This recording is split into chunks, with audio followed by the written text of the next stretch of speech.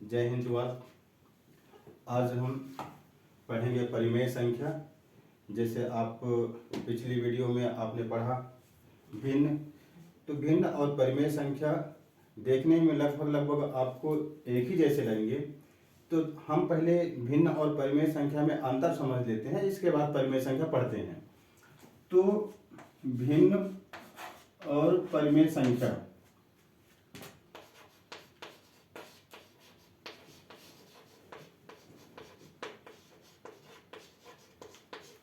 परिमेय संख्या भिन्न पूर्णतः धनात्मक संख्या है।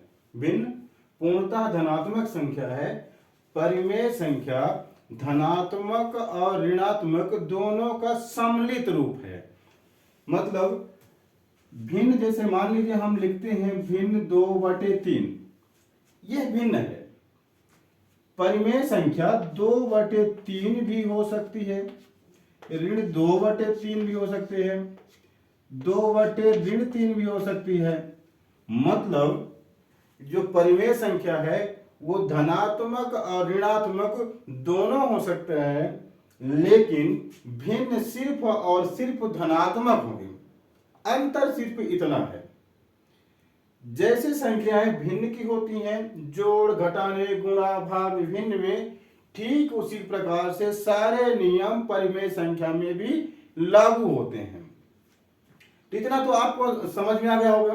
एक बार फिर रिवाइज कर लेते हैं। भिन्न पूर्णतः धनात्मक संख्या है। परिमेय संख्या धनात्मक और ऋणात्मक दोनों का सम्मिलित रूप है।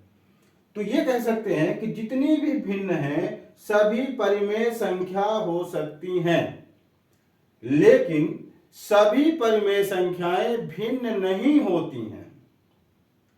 इसके बाद पढ़ते हैं, जैसे हमने पढ़ा था तुल्य भिन्न, ठीक उसी तरह से एक नंबर है इसी में तुल्य परिमेय संख्या। इसको भी समझ लेते हैं। तुल्य परिमेय संख्या, तो तुल्य परिमेय संख्या, तुल्य का मतलब जिनकी वैल्यू एक समान होगी। जिन दो परिमेय संख्याओं या तीन परिमेय संख्याओं की वैल्यू एक समान हो, देखने में वो अलग अलग लगते होंगे, लेकिन वास्तविक रूप में दोनों की वैल्यू एक होगी, एक जैसे होगी, तो वो आपस में कहलाएंगे तुल्य परिमेय संख्या। जैसे मान लीजिए हमारे पास लिखा है ऋण 2/4। दूसरी परिमेय संख्या मान लीजिए लिखा है हमारे पास ऋण 4/8। देखने में दोनों अलग अलग दिख रहे हैं, लेकिन दोनों के यदि वैल्यू एक जैसी होगी तो ये आपस में कहलाएंगे तुल्य परिमेय संख्या, मतलब दोनों बराबर होंगे। तो इसको करके देखते हैं। इसको सरलतम रूप में रखते हैं। जैसे 2/4 है, तो यहाँ ऋण 2/4 बराबर ऋण 4/8 लिख करके हल करके देखते हैं। 2 एकम 2, 2 दुनाई 4, 4 एकम 4, 4 दुनाई 8, मिला कितना? ऋण 1/2 बराबर ऋण 1/2। यहां भी देखिए ऋण 2/4 का भी कितना आ रहा है? ऋण 1/2। यहां ऋण 4/8 का भी ऋण 1/2, यानी 1/2 बराबर 1/2। ये दोनों संख्याएं जो परिमेय संख्याएं हैं, ये दोनों हो गई तुल्य भिन्न। फिर तुल्य भिन्न के बाद इसमें आता है एक परिमेय संख्या का मानक रूप। इसको पढ़ते हैं, परिमेय संख्या का मानक रूप।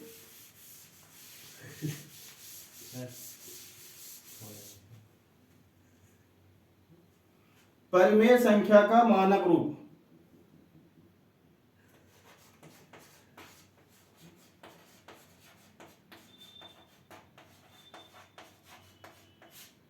संख्या का मानक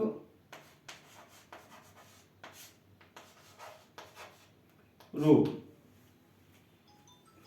तो अब इसमें मानक रूप जब पढ़ते हैं तो अभी हमने क्या पढ़ा कि परिमेय संख्या धनात्मक और ऋणात्मक दोनों तरह से हो सकती है। अब इसमें मानक रूप में एक शर्त है कि परिमेय संख्या मानक अपने मानक रूप में तभी कहलाएगी जब उसका हर धनात्मक होगा। यदि हर ऋणात्मक है तो वह मानक रूप में नहीं होगी। एक और शर्त है, जो परिमेय संख्या है वो परिमेय संख्या कोई बड़ी संख्या नहीं होनी चाहिए, उसका न्यूनतम रूप होना चाहिए। मानक रूप के दो शर्त, दोनों शर्त को पहले इसको पढ़ लेते हैं। मानक रूप के जो शर्त है, पहला शर्त क्या है, इसकी शर्त है परिमेय संख्या के मानक रूप का पहला कि परिमेय संख्या का हर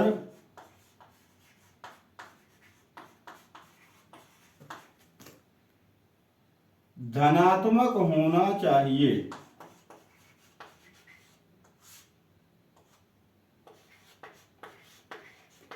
होना चाहिए,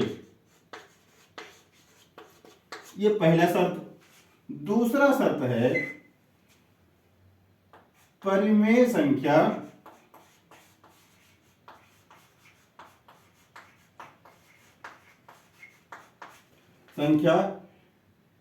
न्यूनतम अपने न्यूनतम रूप में होनी चाहिए।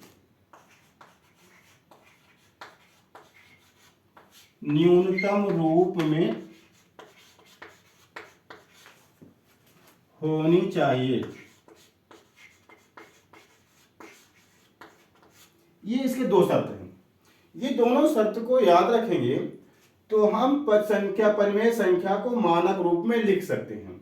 जैसे मान लीजिए, यदि मान लीजिए जो संख्या लिखी है वह मानक रूप में नहीं है और उसका जो हर है वह ऋणात्मक है, धनात्मक नहीं है, तो धनात्मक बनाने के लिए जो परिमेय संख्या होगी उसके अंश और हर का महत्तम समावर्त निकालेंगे और उस महत्तम समावर्त का जो ऋणात्मक मान होगा उसी का अंश और हर दोनों में गुणा कर देंगे तो वह संख्या बन जाएगी अपने मानक रूप में।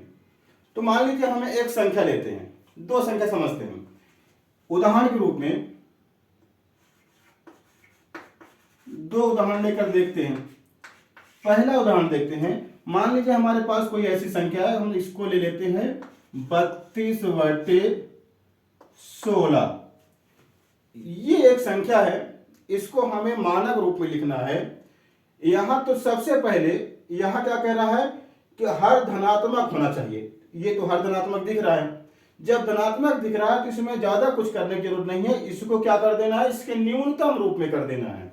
तो न्यूनतम रूप में करेंगे तो क्या हो जाएगा, इसमें देखते हैं काट देंगे तो ये क्या बन जाएगा, ऋण 32/16। ये हो जाएगा कितना, 16 एकम 16 और 16 दूनी 32। हमारे पास क्या आया, ऋण 2 आया। और अभी जैसे ये जो ऋण 2 आया है ये क्या हो गया, एक परिमेय संख्या। परिमेय संख्या के जो शर्त है वो परिमेय संख्या क्या कहलाएगी, यानी कोई भी संख्या P/Q के रूप में होगी। कोई संख्या P/Q के रूप में होगी,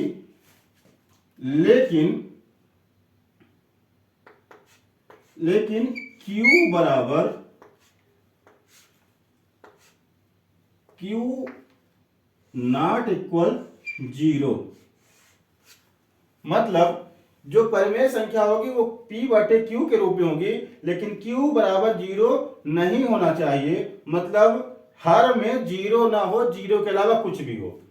तो हम यदि ऋण 2 के नीचे 1 लिख लेंगे तो यह परिमेय संख्या हो जाएगी। तो ये हमारे पास क्या हो गया, ये जो है ऋण 32/16 का मानक रूप आ गया ऋण 2।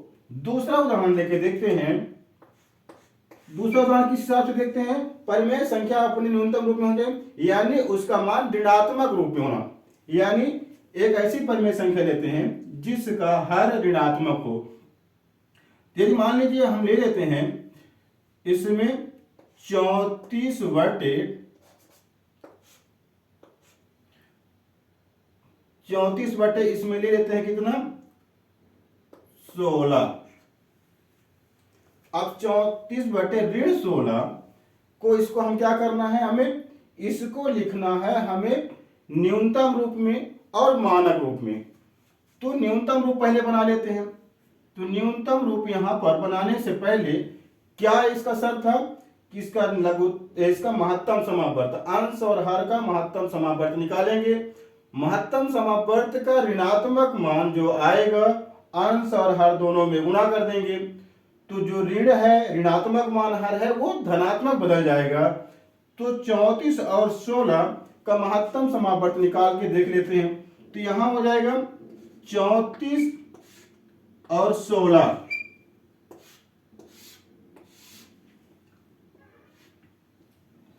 तो यहां पर 17 दुनाई 34 होता है और इधर 8 दुनाई 16, यानी इसका जो महत्तम समावर्त निकलेगा 2, तो 17 दुनाई 34 और 8 दुनाई 16, इसका महत्तम समावर्त निकला 2। अभी जो 2 आया है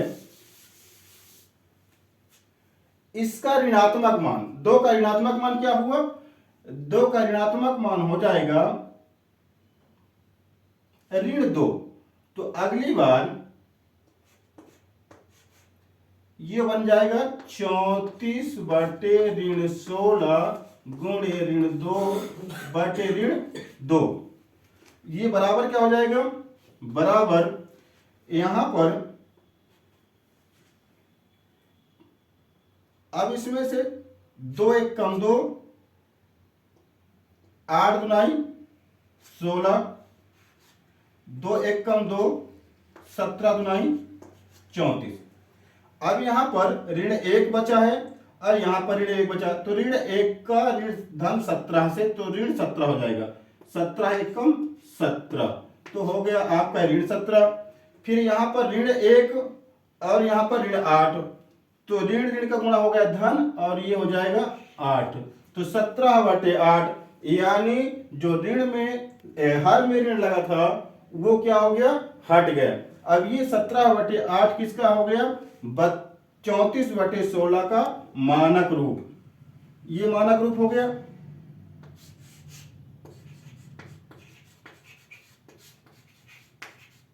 मानक रूप और ये हो गया मानक रूप।